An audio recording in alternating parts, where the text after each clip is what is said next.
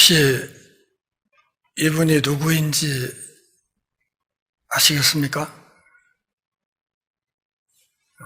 아시는 분이 있습니까?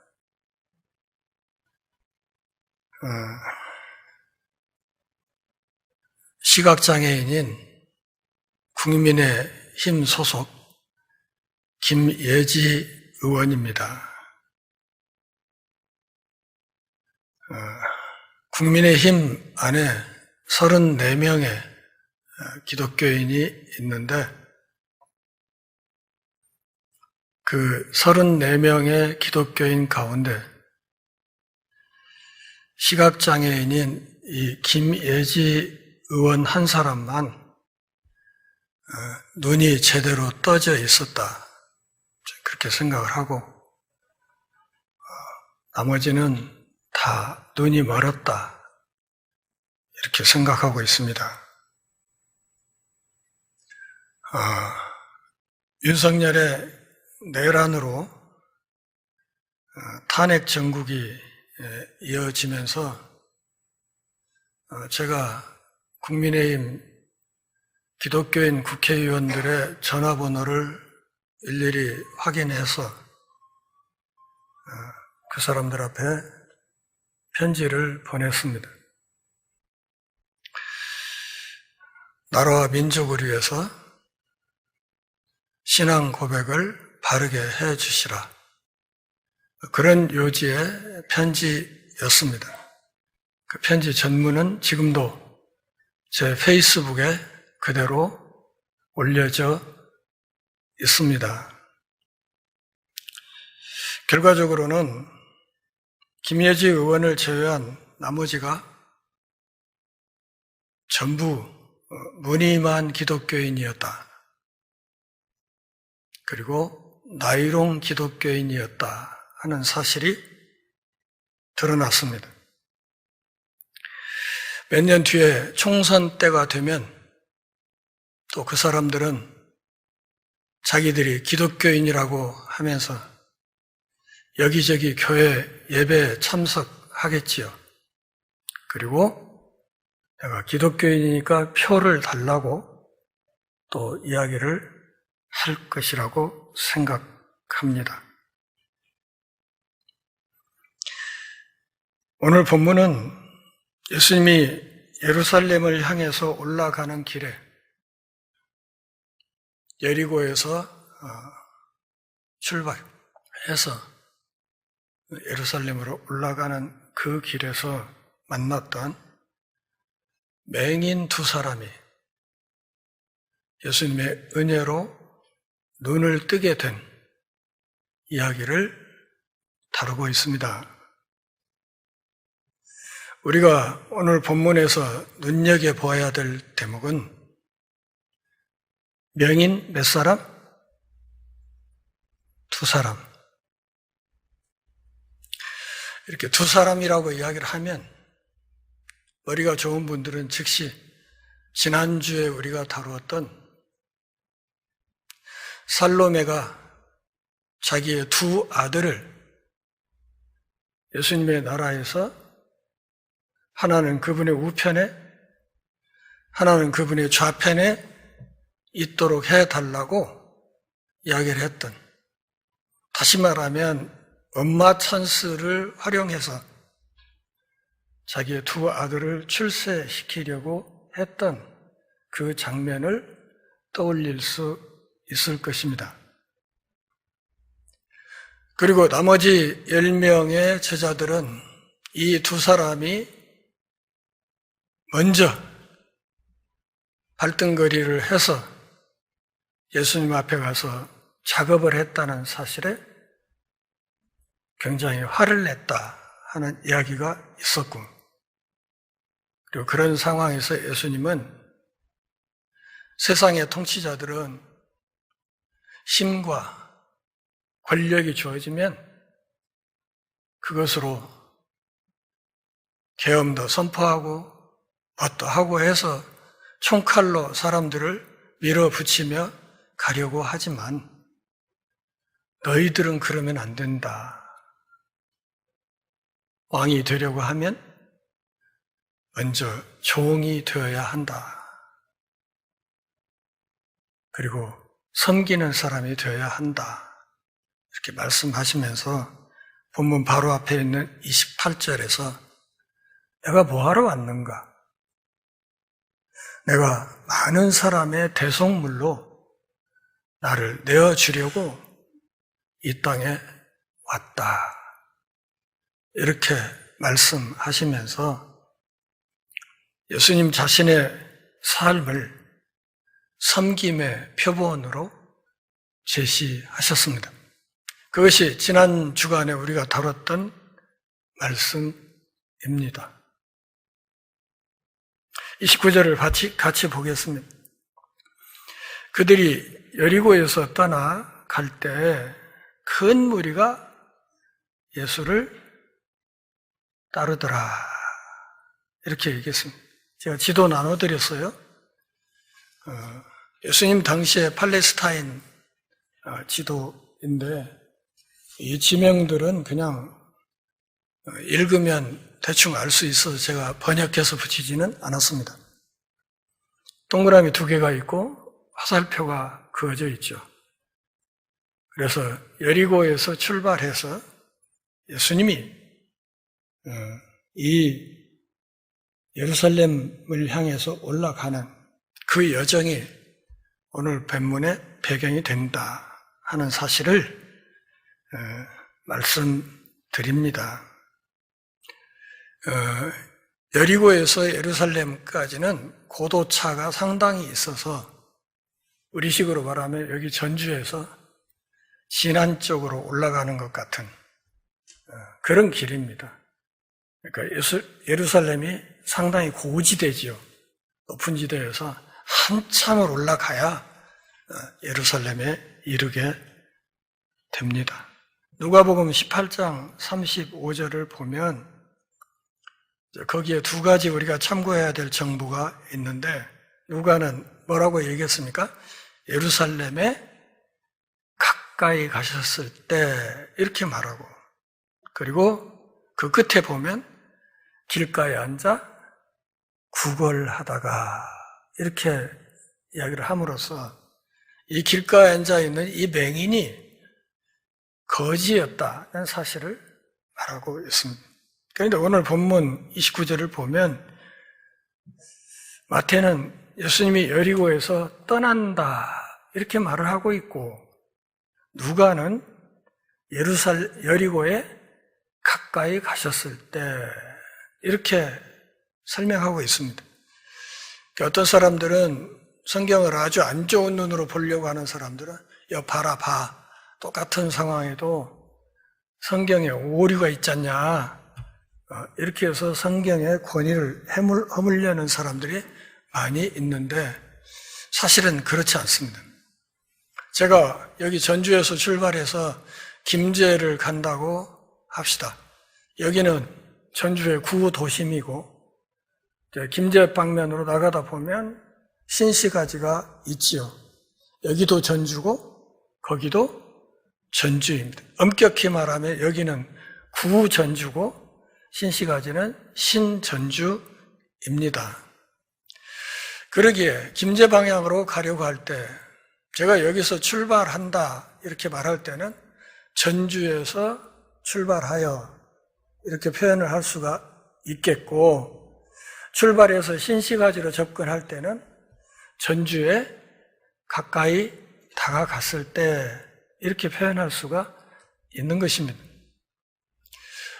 구여리고가 있었고 새로 신도시로 건축한 신여리고가 있었습니다. 라스베가스도 가보면 구도심이 있고 신도시가 있지요. 그래서 구도심 지역을 활성화하기 위해서 소위 길거리를 전부 위에 전구로 덮어가지고 거기에서 밤에는 전구쇼를 합니다. 그 전구쇼를 하는 그 전구 제품이 우리나라 LG에서 만든 것입니다. 그리고 전구쇼 시작할 때와 끝날 때 LG 마크가 탁 뜹니다. 그걸 보면서 내가 대한민국 사람이구나 하는 자부심이 갑자기 생기더라고요. LG에서 만든 전구를 길거리에 쫙 깔아놓고 전구쇼를 하더라. 그 말이요. 여리고에서 떠나갈 때 큰 무리가 예수를 따르더라. 아마 6월절이 가까워 오기 때문에 6월절 성지순례를 하려고 예루살렘을 향해서 올라가는 그 순례자들의 무리를 지금 마태가 말하고 있는 것으로 생각이 되고, 그런데 예수님 주변에 이 많은 순례자들이 따라 붙었다는 것은 그동안에 예수님에 관한 소문이 널리 퍼져 있었다 하는 것을 말하는 것입니다. 맹인 두 사람이 길가에 앉았다가 예수께서 지나가신다 함을 듣고 소리질러 이르되 주여 우리를 불쌍히 여기소서 다윗의 자손이여. 이 말은 31절에도 한 번 더 나옵니다. 주여 우리를 불쌍히 여기소서 다윗의 자손이여.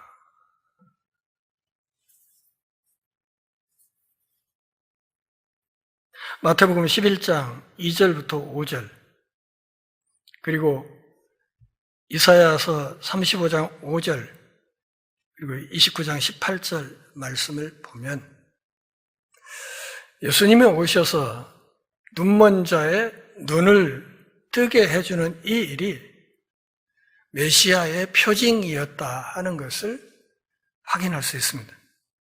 구약 이사야 선지자가 장차 메시아의 시대가 되면 맹인이 보게 되는 역사가 있을 것이라고 예언을 했고, 그에 따라서 예수님이 오셔서 맹인들을 고쳐주시는 이 일이 곧바로 그분이 메시아라는 것, 다시 말하면 그분이 맹인이 눈을 떠서 보게 하는 이 일을 하시는 이것이 구약의 메시아 예언의 성취였다는 것을 말하는 것입니다. 맹인 두 사람이 길가에 앉아 있습니다. 마태는 의도적으로 두 사람이라는 것을 강조합니다. 그것은 앞서 말씀드렸듯이 본문 앞에 있었던 예수님의 제자 두 사람이 엄마 찬스로 로비하려 했던 그 상황을 전제하도록, 그리고 그걸 전제하고 이 말씀을 보도록 마태가 의도하고 있다 하는 사실을 알 수 있습니다. 앉아서 뭐예요? 길가에? 구걸을 해요. 일을 할 수 없으니까 빌어먹는 수밖에 없잖아요. 앞을 못 보니 어디 가서 일을 하겠어요. 그러니까 빌어먹는 일밖에 할 수 없어요. 그리고 더더군다나 이 6월절 절기 같은 때는 이 거지들에게는 대목이죠. 이때 충분히 동냥을 해두면 그래도 조금 며칠간은 그럭저럭 지낼 수 있는 상황. 앞을 보지 못하기 때문에 귀만 밝아져 있어요. 그동안에 지난 3년간 예수님에 관한 소문은 많이 들었을 것이고, 이미 마태복음 9장에서도 맹인을 고쳐준 기록이 있지 않습니까? 그러니까 나사렛 예수가 맹인의 눈을 뜨게 했다는 소문도 밝히 들었을 거예요. 소경의 눈을 뜨게 해준다고? 그분이 메시아구나. 구약 이사야서 예언에 기대서 그렇게 생각할 수 있는 거예요. 그분이 다윗의 후손으로 오신다던 그 메시아구나. 소리가 들려요. 사람들이 무리지어서 지나가는 발자국 소리가 들리고, 그들의 발자국에서 일어나는 흙먼지가 매캐하게 코로 들어오고, 그런데 사람들이 수근수근 하는 소리가 들려요. 나사렛 예수가 지나갔습니다. 예수님이 지금 여기 왔다고? 그래서 외치는 거예요. 소리를 지릅니다. 주여 우리를 불쌍히 여기소서. 다윗의 자손이여.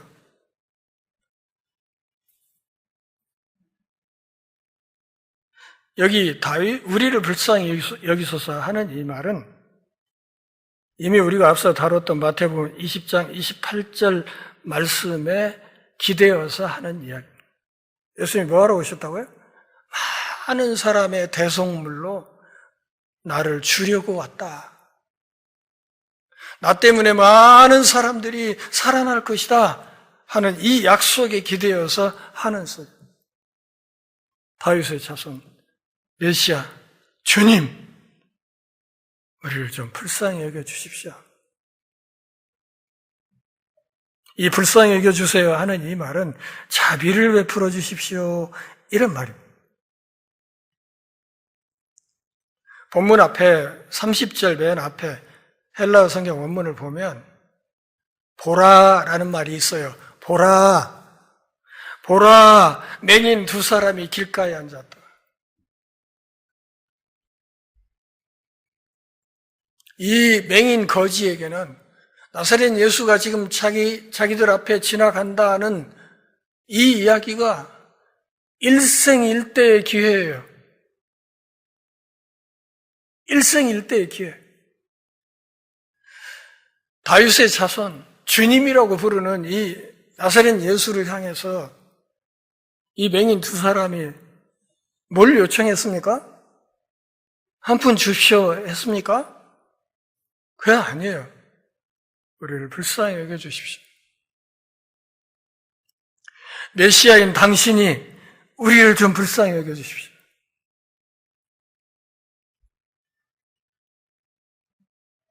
다윗의 자손이여. 예레미야 23장 5절과 마태복음 21장 9절에 또 이 다윗의 자손이란 말이 나오는데 이게 종려주일 본문이거든요. 예수님이 예루살렘에 입성할 때 사람들이 종려가지를 들고 호산나를 외치면서 했던 그 본문에 다윗의 자손이란 말이 또 나와요. 그런데 그렇게 종려가지 들고 예수님을 환영하에 맞이했던 인물이 사람들이 며칠 지나지 않아서 나사렛 예수를 십자가에 못 박아 죽여달라고 해요.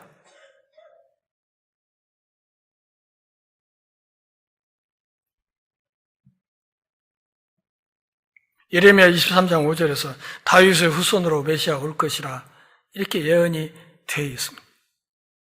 이 맹인 두 사람은 예수님이 지나간다 하는 그 말을 들으면서 비록 그들이 육체의 눈은 멀었지만 영적인 눈은 열렸습니다.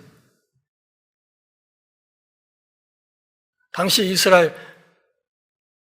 6월절 축제 몰려온 그 수많은 무리들이 다 눈을 감았지만 이 맹인 두 사람은 그들의 영적인 눈은 열려 있었어요. 그래서 나사렛 예수가 누구인지를 명확하게 인식하고 있었고, 그래서 아픔 보지 못하지만 지나간다는 그 예수님을 향해서 다윗의 자손, 주님, 우리를 불쌍히 여기십시오. 이렇게 부르짖었습니다. 마태는 당시 이스라엘의 수많은 무리들 가운데 유일하게 영적으로 눈뜬 사람이 이 두 사람이었다는 사실을 강조하고 있습니다. 아, 내가 앞을 못 보는구나. 내가 소경이구나. 자신의 실존에 대한 명확한 자의식. 내가 앞을 보지 못하는구나. 그래서 나에게는 희망이 없구나. 이 자의식이 없으면 참된 신앙의 길에 들어설 수 없습니다. 여러분 그걸 분명히 아셔야 됩니다. 본인은 눈 떴다고 착각하는데 사실은 눈이 멀어 있다면 그 사람은 참된 신앙인이 되기가 어렵습니다. 다시 말씀드리면 새하늘 새 땅에 발붙일 자리는 없다는 것입니다. 우리가 꾸짖습니다. 뭐라고? 아가리 닥쳐 이런 거죠. 31절 같이 읽겠습니다. 무리가 꾸짖어 잠잠하라 하되 더욱 소리질러 이르되 주여 우리를 불쌍히 여기소서. 다윗의 자손이여. 무리들이 육체의 눈은 떴지만 영적인 눈은 감긴 무리들이 영적인 눈을 떠 있는 이 거지 맹인 두 사람에게 아가리 닥쳐 이렇게 얘기를 한 거예요. 시끄러. 맹인 주제에 거지 주제에 어디서 지댕이를 함부로 막 핍박을 한 거죠. 그래서 사람들이 핍박하니까 입국 닫았습니까? 아니에요. 왜냐하면 이 사람들은 너무 절박했거든요. 지금 나사렛 예수가 자기들 앞에 지나가는데 이 기회를 놓치면 죽는 날까지 기회가 없을지도 모르기 때문에 이거 누가 옆에서 입 닥치라고 하는 소리가 그게 중요한 게 아니에요.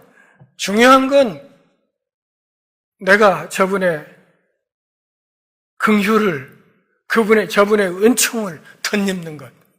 그것이 무엇보다 중요한 거였어요. 더 크게 외칩니다.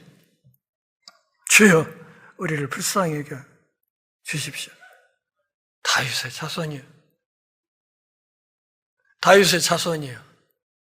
이 말은 무슨 뜻이에요? 당신은 왕이십니다. 당신은 다윗의 후손으로 올 것이라고 구약이 예언했던 바로 그 메시아이십니다. 메시아이고 왕이신 당신의 자비를 구합니다. 우리를 좀 불쌍히 여겨주십시오. 왕이시여.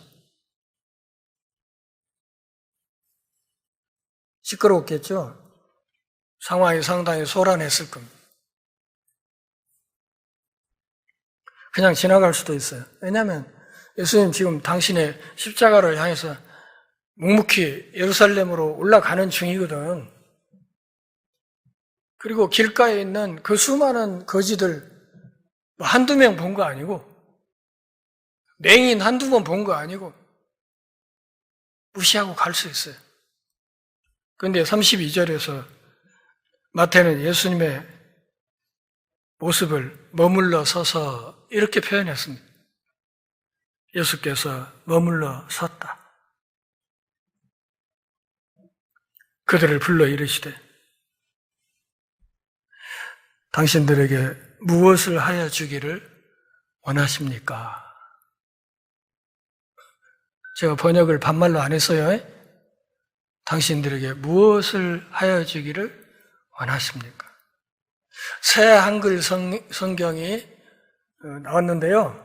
새 한글 성경에서는 예수님의 모든 말을 경어체로 다 바꿨습니다. 예수님의 성품과 인격상 그게 맞다는 거예요. 반말하지 않고 당신들에게 제가 뭘 해드릴까요? 이렇게 물었습니다.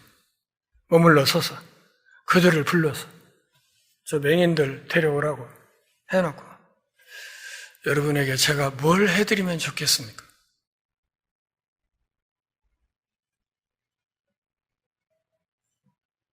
예수님은 진실한 간청을 저버리지 않습니다.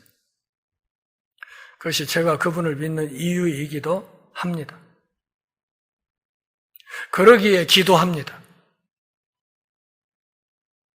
지난 몇 년 동안 주일 공예배 때마다 공식 예배 기도 제목으로 항시 나라와 민족을 위해서 우리가 기도해 왔습니다. 그 기도를 들으셨고 응답하셨고 또 응답하신다고 믿고 있습니다. 약자, 가난한 자, 병든 자에 대한 연민이 풍성하신 분이 제가 믿는 예수님입니다.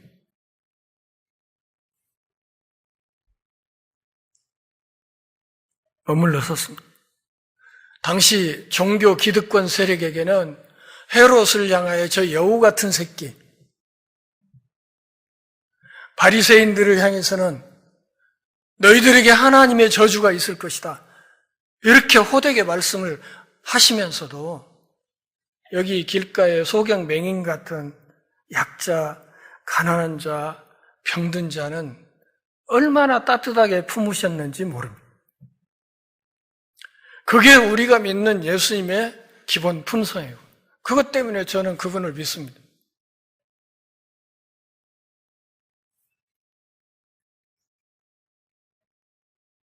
여러분에게 제가 무엇을 해주면 좋겠습니까? 몰라서 묻겠어요? 맹인 거지를 보면서 예수님이 뭘 몰라서 묻겠냐고요. 이 질문을 한 것은 그들 마음속에 있는 믿음을 강화시키기 위한 거예요. 이미 나를 주님으로, 다윗의 후손으로, 긍휼을 베풀 수 있는 메시아로 이미 신앙을 고백했지만 그럼에도 불구하고 그들 안에 있는 믿음을 더 견고하게 만들고 싶은 의도에서 이 질문을 하신 거예요. 제가 여러분에게 뭘 해드리면 좋겠습니까? 대답합니다. 주여, 우리의 눈뜨기를 원합니다. 평생을 거지로 살았어요. 평생 앞을 못 보고 거지로 살면서 누군가 주는 몇 푼을 의지해서 평생을 목숨을 부지하고 살았던 사람이에요. 제가 당신들에게 뭘 해드리면 좋겠습니까? 웬만한 거지라면 뭐라고? 10,000원만 주세요. 이러지 않겠어요? 에? 10,000원만 주세요. 너무 배고파요. 근데 그들의 대답은 그게 아니었어요. 자, 33절 같이 보시죠. 우리의 눈뜨기를 원합니다. 이 말의 속뜻은 무슨 뜻이에요? 당신이 원하시면 우리 눈 열어줄 수 있다는 걸 믿습니다. 이런 말이죠. 그렇지 않습니까? 제가 여러분에게 뭘 해드리면 좋겠습니까? 눈뜨게 해주십시오. 이 말은 예수님이 마음만 먹으면 그들의 눈을 열어줄 수 있다는 사실을 믿고 있다는 뜻이에요. 이만한 믿음이 있습니까? 맹인에게 제가 뭘 해드리면 좋을까요? 눈뜨게 해주십시오. 어떤 맹인이 저한테 그렇게 대답을 하면 저는 그냥 풀빵을 한 100만 원어치 사줄 것 같아요.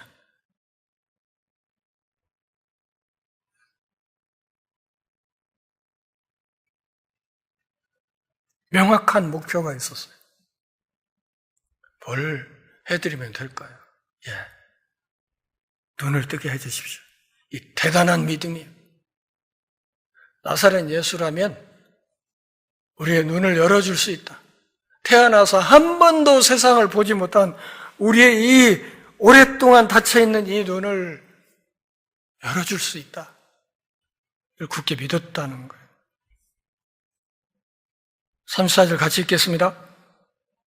예수께서 불쌍히 여기사 그들의 눈을 만지시니 곧 보게 되어 그들이 예수를 따르니라. 아까 우리가 확인했던 이사야 35장 5절을 뭐라고 했습니까? 메시아 시대가 되면 맹인의 눈이 밝을 것이다. 그 일이 벌어졌습니다. 그렇다면 지금 이 나사렛 예수는 누구예요? 구약이 약속한 메시아다. 예수님이 그들을 보고 마음에 불쌍히 여기는 마음이 있었습니다. 지금 예루살렘으로 십자가를 향해 가고 있는 그 길이에요. 그러니까 죽으러 가는 길이에요. 죽어야 된다. 죽으러 가는 그 길에 당신의 죽음을 생각하기도 바쁜 분이 멈춰서서 맹인 거지들을 불러다 놓고 그들의 눈을 열어주고, 그런데 그렇게 하신 그분의 마음이 어떤 마음이었다? 불쌍히 여기는 마음이었다. 너희 안에 이 마음을 품으라 곧 그리스도 예수의 마음이니 빌립보서에서 이렇게 얘기를 했을 때 그 예수의 마음이 무엇이라고요? 불쌍히 여기는 마음. 우리 사회에 가난한 사람, 못 배운 사람, 몸 약한 사람, 정말 어렵고 힘들게 사는 사람들에 대한 불쌍히 여기는 마음. 그게 예수님의 마음이라. 그들의 눈을 만졌습니다. 그리스도의 자비를 이야기하는 거예요. 그분의 만짐으로 그들의 눈이 열렸습니다. 모세 율법에 따르면 만지면 돼요, 안 돼요? 만지면 안 되는 거예요. 왜냐하면 그 맹인들은 부정한 자로 여겨졌기 때문에 모세 율법이 정한 부정한 자를 만지게 되면 같이 부정탄다고 생각을 해요. 우리 어릴 때 어른들 부정탄다는 얘기 많이 했거든요. 그러니까 만지면 부정탄다. 이런 생각이 쫙 깔려있던 당시 세계에서 예수님은 뭘 보여준 거예요? 만지면 부정타는 게 아니라 만지면 깨끗해진다는 사실을 증명한 거예요. 그분이 만지면 깨끗해진다. 부정타는 게 아니라 율법하고는 거꾸로 간 거죠.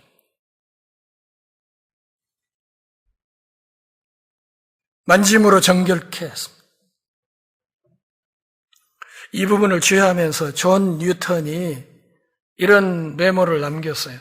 예수님은 기도에 응답하기를 좋아하신다. 그분의 취향이 뭐냐? 기도에 응답하는 것이다. 곧 보게 돼요. 곧이란 말은 즉시라는 말이에요. 그러니까 만져준 뒤에 집에 가서 푹 쉬면서 잘 먹고 기다려봐. 하루하루 깐닥깐닥 좋아질 거야. 이게 아니고 만지자마자 눈이 확 열려서 난생 처음으로 자기가 몸담고 있는 세계를 보게 된 거예요. 그 충격이 얼마나 컸을까요? 와, 우리한테 동양 주던 사람들이 저렇게 생겼구나. 저렇게 걸어 다니는 거구나. 여기 여리고가, 종려나무도 많네. 아이고, 풍경이 썩 괜찮은걸. 저쪽이 예루살렘 방향이요? 이러지 않았겠냐, 이 말이죠. 충분히 그럴 수 있는 상황. 그리고 난생 처음으로 눈을 떴기 때문에 여리고의 정원과 나무, 꽃들을 보면서 그것들을 감상하면서 눈으로 들어오는 그 시각적인 새로운 감동에 몸을 부르르 떨면서 감격에 겨워서 산과 들을 싸돌아 다녀보고 싶은 생각, 여행 다니고 싶은 생각 왜 없었겠습니까?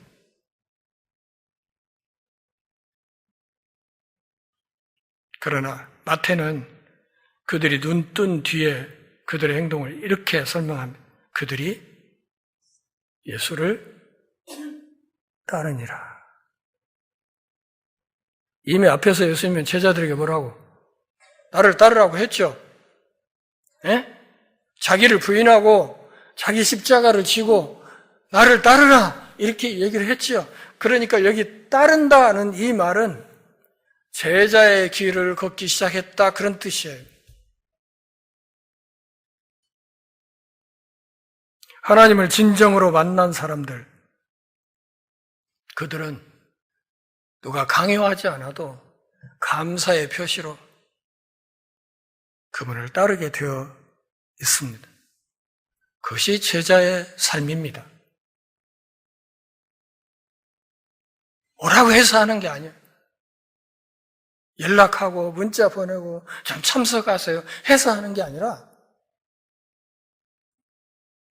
그분이 베푸신 은총에 대한 감사의 표시로 누가 안 시켜도 그분의 뒤를 따라가게 되는 거예요.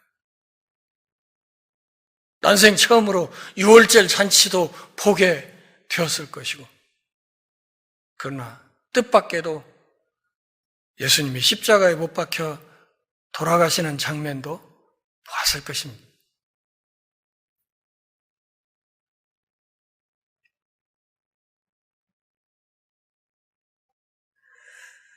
오늘 본문에서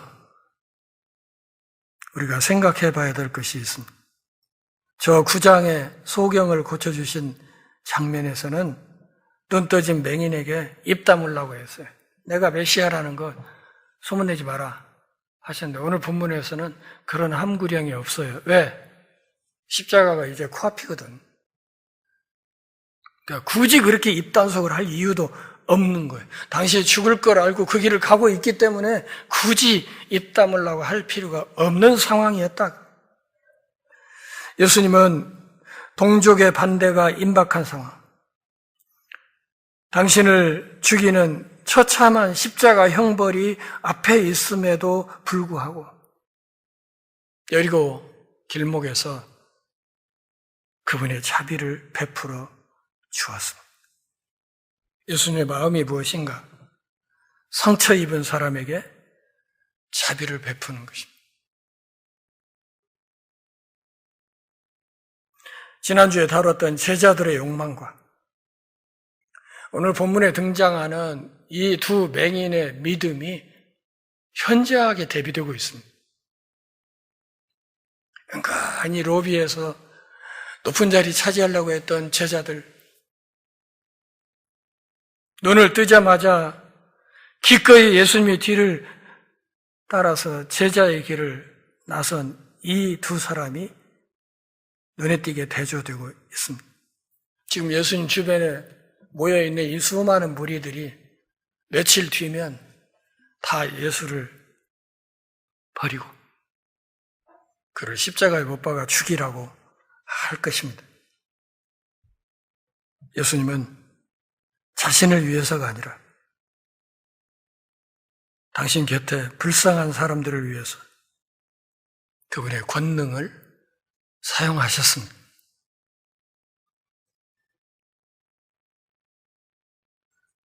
오늘 본문 마태복음 20장 29절에서 34절까지 해서 마태가 하려고 하는 이야기의 핵심이 뭐예요? 제자들을 향해서 눈 좀 뜨라는 거예요. 눈 좀 떠라. 이 여리고 길가에 맹인 거지만이 눈 뜨고 있었다. 눈 좀 떠라. 눈을 뜨고 이 세상을 좀 똑바로 봐라. 무엇이 검은 것이고 무엇이 흰 것인지 좀 제대로 보아라. 오늘 우리 곁에 예수님이 오셔서 제가 당신에게 뭘 해주기를 원하십니까? 이렇게 묻는다면 뭘 대답하시겠습니까? 그것이 명확해야 기도할 수 있습니다. 제가 당신에게 뭘 해드리면 좋을까요? 물을 때 글쎄요, 잠깐만요, 시간 좀 주세요, 좀 생각 좀 해보고요. 이거 아니란 말이지.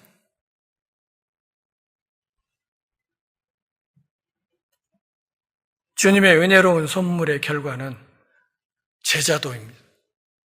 그러니까 제자의 길을 걷는 겁니다. 은혜를 받았으면 제자의 길을 걸어야 하는 겁니다. 지금 오늘 우리 대한민국에서 이 시대에 우리가 제자의 길을 걷는다면 뭘 어떻게 해야 될까요? 무엇이 주님이 원하시는, 주님이 기뻐하시는 발걸음일까요? 깊이 생각해 보시기를 바랍니다. 기도하겠습니다.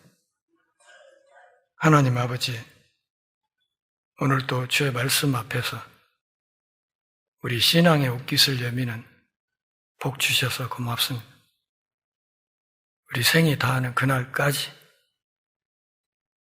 주님의 은총을 입은 사람답게 한결같이 왕이신 주님을 따르며 주님께 올곧게 충성하며 살아갈 수 있게 하옵소서.